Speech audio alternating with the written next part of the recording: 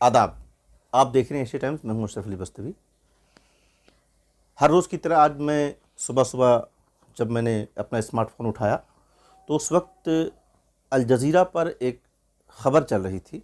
वो ख़बर देख करके बेहद एक तरह से बेचैनी हुई और बहुत ही तशवीश हुई कि आखिर क्या वजह है कि फ़िलिस्तीनी जो अपनी ज़मीन की लड़ाई लड़ रहे हैं, आज उनकी ज़मीन से उन्हें इस तरह से बेदखल करने की कोशिश की जा रही है कि आज जो ख़बर आई है उसमें ये कहा है कि जो नेतन्याहू की जो सरकार है, जो नई सरकार है वहाँ पर इज़राइल में, उसके जो रक्षा मंत्री हैं, उन्होंने कहा है कि पुलिस को आदेश दिया है कि वो फ़िलिस्तीन के जो इलाके में जो फ़िलिस्तीनी अपना झंडा जगह जगह अपना पब्लिक प्लेस पर वो लगाते हैं या लगाए रखा है उन्होंने, उसे फ़ौरी तौर पर हटा दिया जाए। यानी इज़राइली पुलिस को ये हुक्म दिया है इज़राइल के रक्षा मंत्री ने कि फ़िलिस्तीनी हिस्से में जो फ़िलिस्तीनी अपना झंडा, अपना परचम लहराते हैं, उसे हटा दिया जाए। परचम लहराने को, परचम नस्ब करने को एक तरह से टेररिज्म एक्टिविटी करार दिया है इज़राइल के रक्षा मंत्री ने।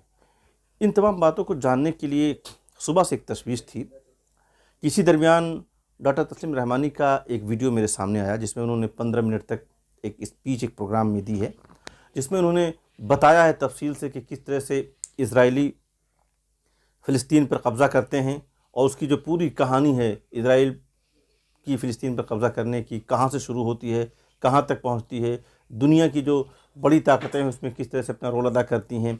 ये तमाम बातों को उन्होंने 15 मिनट की अपनी स्पीच में बहुत ही डिटेल अंदाज में, बहुत ही अच्छे अंदाज में समझाया है, जिसका लिंक इस वीडियो में नीचे जो डिस्क्रिप्शन है मैं उसमें दे रहा हूँ। किसी और चैनल का वो लिंक है, लेकिन आप उससे इस्तेफ़ादा करें अगर आपको मौका हो। तो आइए मैं आपको लिए चलता हूँ डॉक्टर तस्लीम रहमानी के पास और ये समझने की कोशिश करता हूँ कि आज के जो वाक़या है ये क्या हुआ है और माज़ी में जिस तरह से फ़िलिस्तीन पर कब्ज़ा करने की इसराइल की जो कोशिशें रही हैं वो क्या रही हैं। देखिए, इज़राइल सफ़ाकी की बुनियाद पर वजूद में आया है। दुनिया में सफ़ाकी की तारीख़ का अगर आप मुताला करेंगे तो आपको मालूम होगा कि पहले सिकंदर आज़म, उसके बाद मंगोल और उसके बाद ये वेस्टर्न कंट्रीज़ ने जो सफ़ाकी मचाई है, उसकी मिसाल दूसरी नहीं मिलती। न सिकंदर ने उतनी सफ़ाकी मचाई और ना ही मंगोलों उतनी सफ़ाक हो सके जितना पिछले 80 साल में हमने वेस्ट की सफ़ाकी और जुल्म और बर्बरियत और बेईमाना एटीट्यूड को देखा है। आप देखिए, इज़राइल का क़याम इसी सफ़ाकी के चरबे से उठता है। पहली जंग अज़ीम और दूसरी जंग अज़ीम के बाद ही से इज़राइल का, तो जिसका वजूद ही जुल्म और बर्बरियत की ताबीर हो, बना ही जुल्म की बुनियाद पर हो, वो अपने ख़िलाफ़ एक मामूली सी चलती हुई हवा के झोंके को भी दहशतगर्दी ही करार देंगे। तो झंडा देख के उनको आइसोलेट करने के लिए जो अपने हक़ खुद इरादियत की जंग, right to self determination, right to return and right to safety, right to peace, ये सारे फ़लस्तीनियों के राइट्स हैं जो उनसे छीने गए हैं पिछले 75 साल में।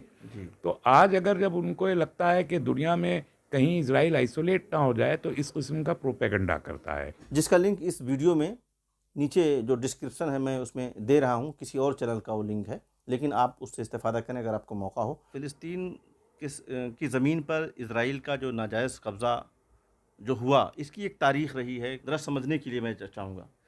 देखिए, एक बहुत ही बुनियादी बात समझिए। पहली जंग अज़ीम के बाद 1917 में बैलफोर डिक्लेरेशन हुआ। उसमें कहा गया कि साहब एक इज़राइल का क़याम होना चाहिए, एक यहूदी रियासत का क़याम होना चाहिए, और चूँकि यहाँ 2000 साल पहले यहूदी रहते थे, इसलिए फ़लस्तीन ही वो मकाम हो सकता है जहाँ यहूदी रियासत कायम हो। और पहली जंग अज़ीम के ख़ात्मे के बाद बरतानिया ने कैप्चर कर लिया फ़लस्तीन को, तुर्की ख़िलाफ़त से छीन लिया। और उन्होंने कहा ठीक है, हम यहाँ बनाने में इनकी मदद करेंगे। 1945 में दूसरी जंग अज़ीम का ख़ात्मा हुआ, तब तक यूनाइटेड नेशंस भी बन गया था। तो यूएन में बाकायदा सेकेंड वर्ल्ड वॉर के ख़त्म होते ही ये रेजोल्यूशन बरतानिया की तरफ से आया कि यहाँ पर एक मुल्क इज़राइल का क़याम होना चाहिए। और दो स्टेट थ्योरी तभी वजूद में आई कि फ़लस्तीन और इज़राइल साइड बाय साइड दो स्टेट्स रहें एक ही जगहों पर। तो जंगों के नतीजे में ये नज़रियात सामने आए, और आज तक उसी तरीके से वो पूरी की पूरी दुनिया की जो वेस्टर्न लॉबीज़ हैं, जो उस ज़माने में एलाइड फोर्सेस कहलाया करती थी, जो जुल्म की अलामत बन गई थी, जो वियतनाम की भी ज़िम्मेदार हैं कि इराक़ में क्यों कहा गया कि वेपन्स ऑफ मास डिस्ट्रक्शन है, और फिर इराक़ को रेगिस्तान में तब्दील करने के बाद आपने कहा we are sorry our reports were wrong. तो आप सॉरी कहने से तो एक मुल्क को पूरा बर्बाद करके आके आप सॉरी बोल देंगे।